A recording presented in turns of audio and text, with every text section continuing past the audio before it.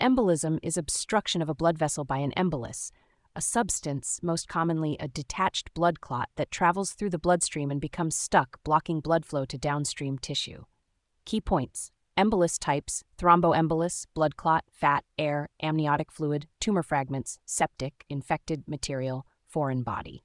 Common locations and consequences: pulmonary embolism, lung, dyspnea, chest pain, tachycardia, hemoptysis, can be life-threatening.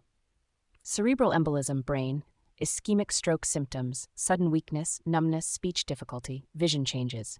Coronary embolism, heart, chest pain, myocardial infarction. Peripheral embolism, limb ischemia, pain, pallor, pulselessness.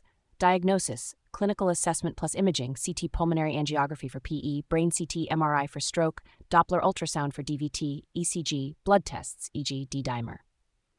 Treatment: immediate, stabilize airway, breathing, circulation. Anticoagulation, heparin, DOACs to prevent further clotting.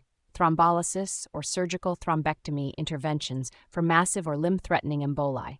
Supportive care and treat underlying cause, e.g., antibiotics for septic emboli. Prevention: anticoagulation when indicated. Post-op, atrial fibrillation, early mobilization, compression stockings, risk factor management, stop smoking, control weight, treat cancer. When to seek emergency care: sudden severe shortness of breath, chest pain, sudden neurological deficits, or sudden severe limb pain, pallor. These are potential signs of a significant embolism.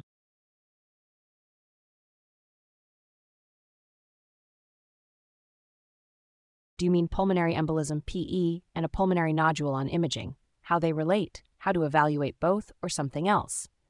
If you mean PE plus pulmonary nodule, key points. Relationship: pulmonary infarction from PE can form a peripheral, wedge-shaped consolidation that may evolve into a small nodular scar and sometimes cavitate. This can mimic a pulmonary nodule. Septic emboli from endocarditis infected lines, present as multiple nodules, often peripheral, may cavitate. A coincident pulmonary nodule may be unrelated, granuloma, scar, malignancy. Imaging workup: for suspected PE, CT pulmonary angiography, CTPA, is the test of choice. For a pulmonary nodule seen on CT, evaluate size, margin, density, solid versus subsolid, growth on prior imaging. If PE diagnosed, compare current CT CTPA with prior chest imaging to characterize the nodule. Consider dedicated thin-slice chest CT if CTPA timing technique limits nodule assessment. TTT, interval CT surveillance per Fleischner guidelines, or tissue sampling, CT-guided biopsy, bronchoscopy as indicated by size, risk factors, and growth. Management: treat PE promptly, anticoagulation, thrombolysis intervention based on severity. Manage nodule per oncology infectious risk, surveillance versus PET versus biopsy. If nodule likely represents infarct scar from PE, it may resolve or shrink on follow-up imaging. Persistent enlarging lesions need further workup. If you want tailored advice, tell me 1. The clinical context, symptoms, recent PE diagnosis. 2. Nodule size, pleural effusion, concise overview. Definition: accumulation of excess fluid in the pleural space between visceral and parietal pleura. Common causes: transudative systemic causes, heart failure, cirrhosis, hepatic hydrothorax, nephrotic syndrome, hypoalbuminemia. Exudative: local pleural disease, pneumonia, parapneumonic effusion, malignancy, pulmonary embolism with infarction, empyema, connective tissue disease, pancreatitis, post-cardiac surgery, or trauma. Clinical features: dyspnea, pleuritic chest pain, if inflammatory, cough. Severity depends on volume and underlying disease. Exam: decreased breath sounds, dullness to percussion, decreased tactile fremitus, reduced absent breath sounds at base.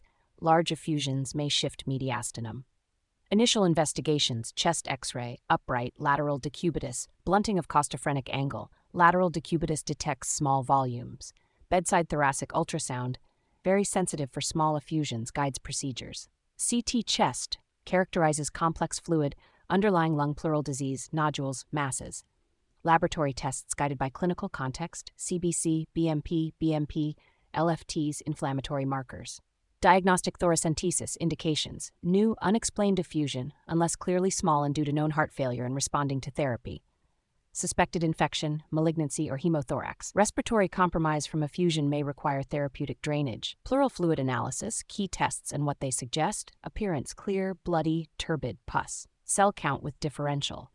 Chemistry: protein lactate dehydrogenase, LDH, to apply Light's criteria to classify transudate versus exudate.